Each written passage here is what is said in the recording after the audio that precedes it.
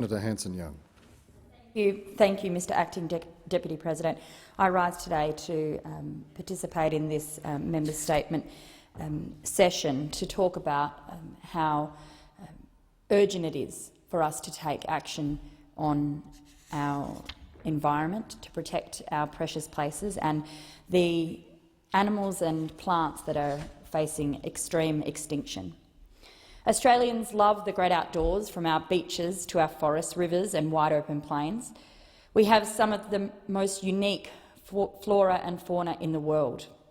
Australia, nearly 50% of our birds, 87% of our mammals and 93% of our flowering plants are unique to us. But much of this is under threat. Climate breakdown, land clearing and invasive species are wreaking havoc on our natural environment.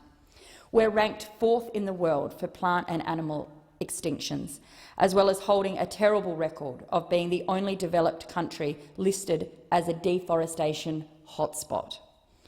We have 517 animals, 1,373 plants and 85 distinct ecological communities listed as nationally threatened or extinct. And these numbers, sadly, are trending in the wrong direction.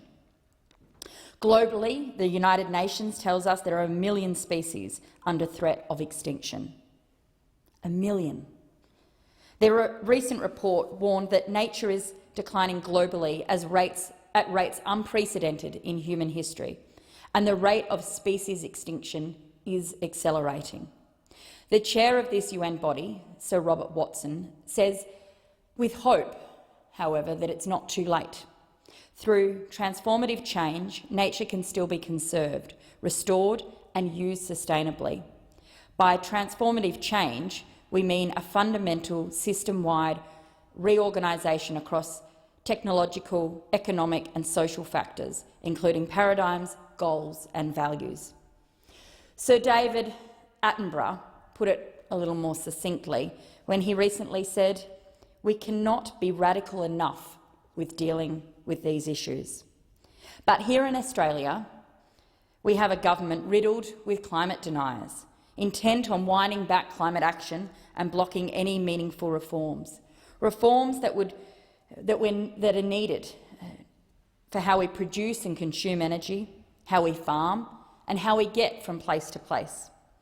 And while they continue hiding and playing down our own carbon pollution data, that's our emissions data, which show our emissions are rising, not falling, as Minister Taylor would have you believe, they're intent on spinning that everything is all okay, when all of the data, the science and the loss of species is telling us otherwise.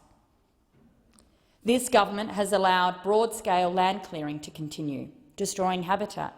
They continue to leave our threatened species floundering, delaying additions to the threatened species list and cutting funding from an already struggling Environment Department, who just can't even meet its obligations as it is.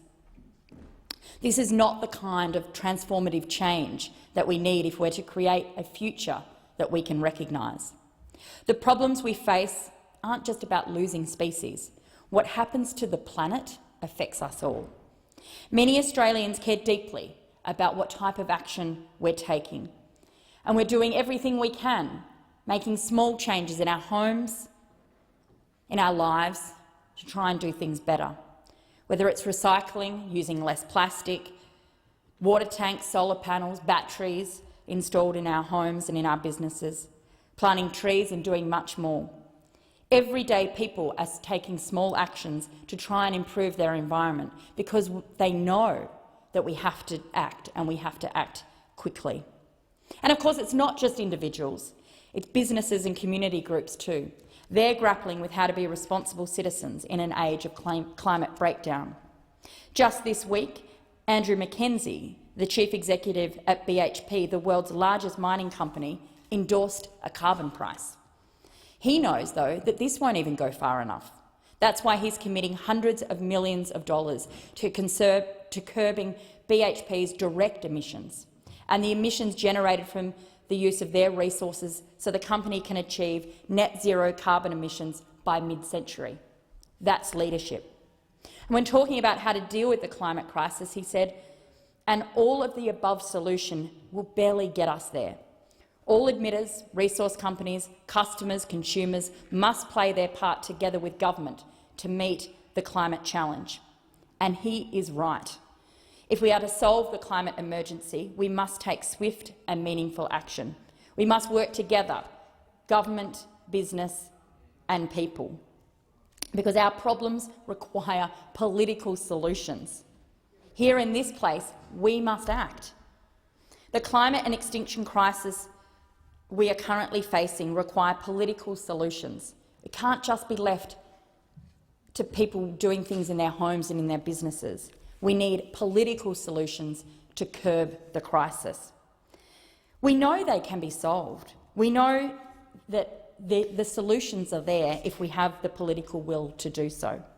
If we are to halt and reverse the damage we are doing to our natural environment, we must take urgent steps. Our environment laws need updating.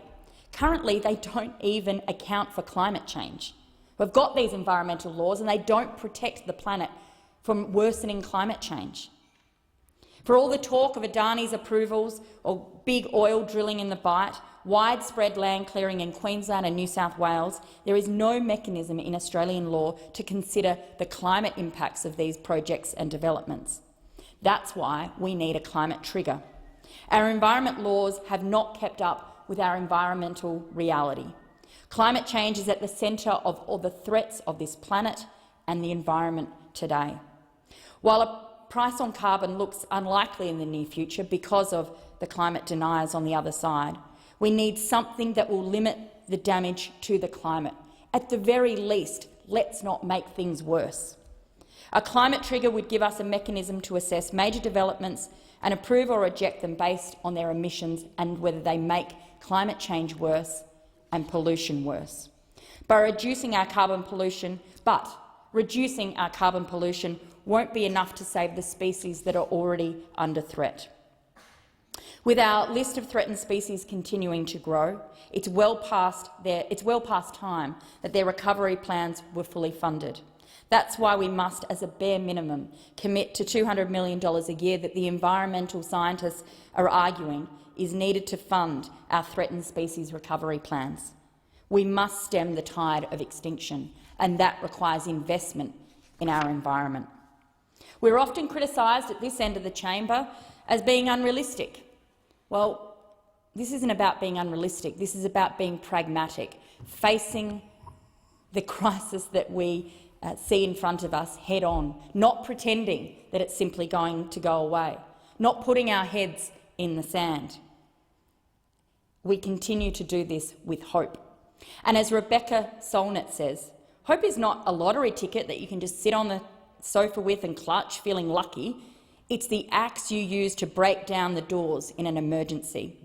Hope should shove you out the door, because it will take everything you have to steer the future away from endless war, from the alienation of the Earth's treasures and grinding down of the poor and the marginal. To hope is to give yourself the future, and the commitment to the future is what makes the present uninhabitable. As a mother of a 12-year-old daughter, as an aunt, as a sister, as a friend, as a global citizen, I cannot sit by while we allow the future to be eroded by lack of political action. Across the country, Australians want us to act. They want this place to stand up and take these crises seriously. We can solve the extinction and climate crisis if we're willing to do it, but it's going to take a bit of cooperation, a bit of reality, a bit of pragmatism. And as the great naturalist David Attenborough said, I feel an obligation.